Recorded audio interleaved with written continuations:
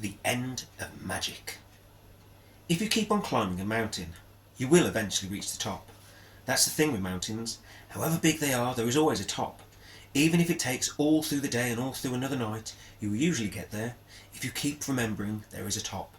Well, unless the mountain is in the Himalayas, in which case the mountain just keeps on going, and even though you know there is a top, you freeze to death and all your toes fall off before you get there. But this wasn't that big a mountain, and Nicholas's toes didn't fall off. He, Blitzen and Mika carried on, as green curtains of light filled the night sky. "Look, Mika, it's the Northern Lights!" And Mika stood on his hind legs in Nicholas's pocket and stared up and saw the vastness of the sky was filled with beautiful, mysterious, ghostly light. To be honest, Mika didn't care. Beauty is not of particular interest to a mouse, unless it was the beauty of the creamy yellowness or blue veins of a nice piece of cheese. So soon as Mika peeked his head out of Nicholas's pocket, he curled back down again. "Isn't it wonderful?" said Nicholas, gazing up at the aurora, which looked to him like someone was sprinkling glowing green dust across the heavens. "What is wonderful?" said Mika. By sunrise they reached the top of the mountain, and though the sky was blue and the northern lights had disappeared, they were still glowing, just lower down now in the valley beyond the mountain. And this aurora wasn't just every variety of green, it was every colour in the rainbow. Nicholas looked at the map, trying to recognise any of the landscape. Beyond the mountain, the elf village was supposed to be there, visible, but there was nothing but a snow-filled plain of land leading towards the horizon. Actually, no. There were some hills in the distance to the northwest, with tall pine trees, but there was no other sign of life. They continued to head directly north, towards the multicoloured lights, down the mountain, trudging through the light-filled air. It was incredible how quickly Nicholas's spirits fell. On top of the mountain, everything had seemed possible, but now, trudging through thick snow, he was getting worried again. "I must be going mad," Nicholas said. His hunger was beginning to hurt, as though there was something alive, growling and moving inside his stomach. He pulled his father's hat down over his ears. They walked on, through the snow, which was starting to thin a little, but still felt heavy, and through red and yellow and green and purple tinged air. Also, Nicholas could sense that something was wrong with Blitzen. He was slowing down, and his head kept dropping so low Nicholas couldn't see his antlers. "You need to sleep. I need to sleep," said Nicholas. "We've got to stop."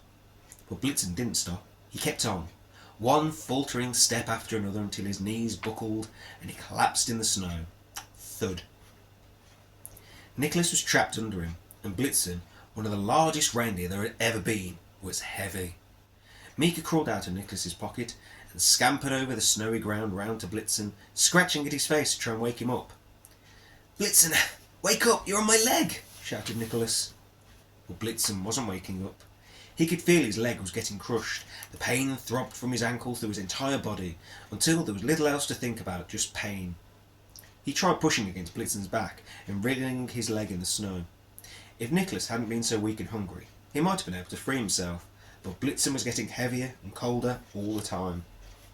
"Blitzen!" yelled Nicholas. "Blitzen!" He realised he could just die there, and no one would know or care. Terror filled Nicholas with a new kind of chill, and the strange lights kept shifting in the air around him, red, yellow, blue, green, purple. "Mika, go! I think I'm stuck here. Go on! Go!" Mika looked around, worried, but then saw something. Something Nicholas's human eyes couldn't see. "What is it, Mika?" Mika squeaked an answer that Nicholas couldn't understand. "Cheese," said Mika. "I smell cheese." Of course, there was no cheese to be seen. But that didn't stop Mika. If you believed in something, you didn't need to see it. And so the mouse ran and kept running. The snow, though thick, was light and fluffy, and evenly spread on the ground. And Mika was moving fast, churning through it, heading north. Nicholas watched his mouse friend become a dot, and then disappear completely. "Goodbye, my friend. Good luck." He lifted his hand to wave. His fingers were so cold they turned a deep, dark purple. It felt as if they were burning up. His stomach ached with cramp.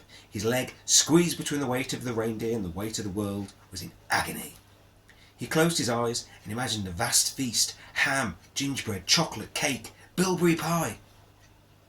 Nicholas lay back in the snow and felt an overwhelming exhaustion, as though life was leaving him too. Mika had disappeared. And then Nicholas felt so dreadful, he said something equally dreadful. The very worst thing anyone can ever say. Close your eyes and ears, especially if you're an elf.